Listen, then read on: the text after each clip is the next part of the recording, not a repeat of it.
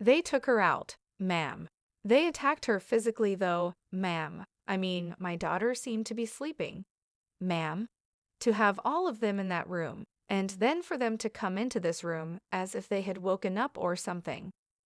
They seemed to have attacked her, ma'am, and she was naked, ma'am.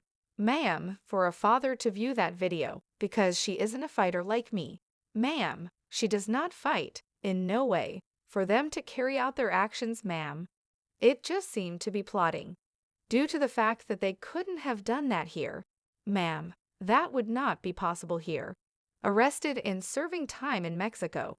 Everyone was escorted there and served time there in accordance with our rights. Right now, can you elaborate? Nothing can be said. Yes, we cannot discuss it, but they are working on it. A lot of people would have probably come after me a month ago if I had stated that the KVO6 were likely to blame for Shanquella Robinson's plight. However, a lot has changed since the news first broke, and even more so now that new information about the possibility that the 25-year-old's friends deliberately planned to kill her has surfaced. The update has also revealed that the group may have intentionally missiled a physician who attempted to save her life, making the situation even worse. Now, the question is why exactly they would try to prevent her from surviving the ordeal. I'll let you know. They did so out of a desire to safeguard their own life. Are you still lost? Then keep reading until the very end, because when I finish sharing this information, you won't just be shocked. Mom, I saw it. After that, return to that location and complete the timer, as that is what they did to crime at. Additionally, they adore them. In that residence, they adore it. Ma'am, they adore them. Everyone, particularly her family, has been clamoring for answers about what happened to Shanquella ever since word of her case spread. Well, it appears that a more convincing account of what actually transpired there has emerged recently. Additionally, it appears that the KVO6 may be even more responsible than initially thought. I'm sorry if it sounds like I'm just making wild claims, but I'll explain why they are at the top of the list of suspects. Specifically, despite the widespread belief that the 25-year-old had passed away instantly, additional investigation has revealed that several hours passed between her incapacitation and death. In particular, the news reveals that her friends actually stopped her from being taken to the hospital so they wouldn't be found out after she was attacked. News organizations reportedly obtained portions of a police report that had not yet been made available to the public.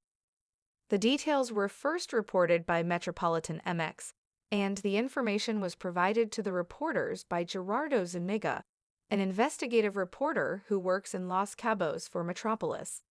Robinson, a native of Charlotte who went to Cabo on October 28 and received medical attention for several hours, passed away. Notably, the family has claimed that Robinson's body had physical injuries prior to her burial, but the police reports and information provided by Metroplex do not mention them. After an autopsy, officials in Mexico determined that severe injuries to her back and neck were the cause of her death. The police report also states that she had cardiac arrest. According to the information in the police report that occurred at 213.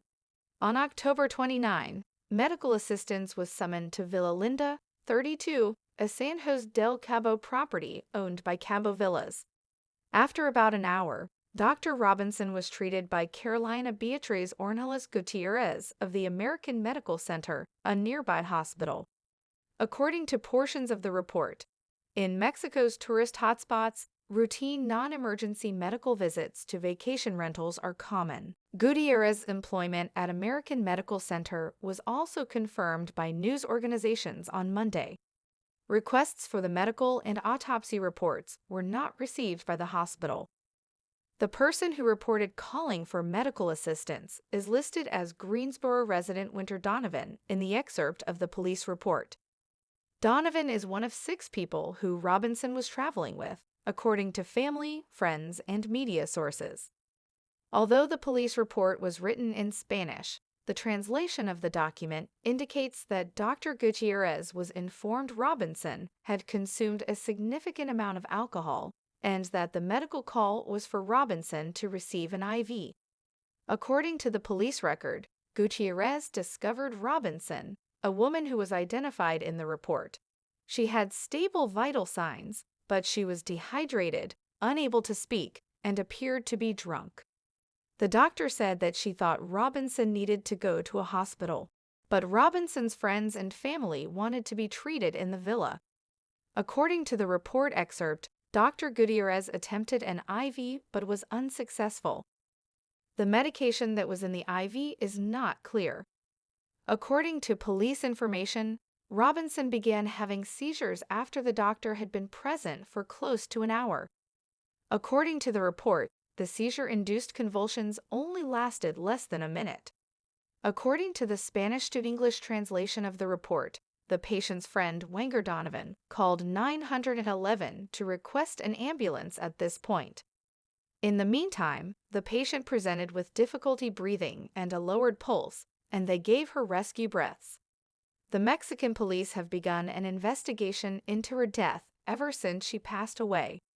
Her story has gone viral, eliciting global outrage and countless people closely following Robinson's death due to the absence of conclusive evidence and contradictory explanations. The hashtag on Twitter, Facebook, and TikTok, the hashtag Justice for Shanquella, has become popular. Reporters have not been able to get in touch with the people who were traveling with her so far. As of late Monday, there had been no arrests, but the whole thing came up again for a reason. When a Mexican autopsy report revealed that Robinson's cause of death was severe, Robinson's family became suspicious of her friend's claims that she died from alcohol poisoning. Atlas luxation and injury to the spinal cord. A type of neck injury is called an atlas luxation. Reporters have tried to get in touch with Cabo police via email and social media, but they haven't heard back. Unica told the media that he got the internal police report from a source.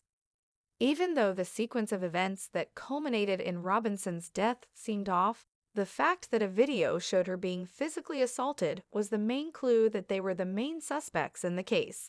Specifically, a video that allegedly shows another woman beating Robinson up violently in what appears to be a hotel room with a tropical view from the balcony. Robinson, the woman in the video, is not shown defending herself during the one-sided fight. Robinson is shown being repeatedly punched in the head and face before being thrown to the ground and receiving additional blows. The mysterious death of Shanquella Robinson, who was vacationing in Mexico with friends, has reportedly prompted the Federal Bureau of Investigations to become involved. The parents of Shanquella, Salamander, and Bernard Robinson, who reported her death after Mexican authorities suggested there was no foul play, allegedly had the federal agency intervene on their behalf. However, Robinson's family had always been skeptical of the account they received regarding the 25-year-old's death. In fact, in an exclusive interview with ABC News Good Morning America, her mother and sister confirmed that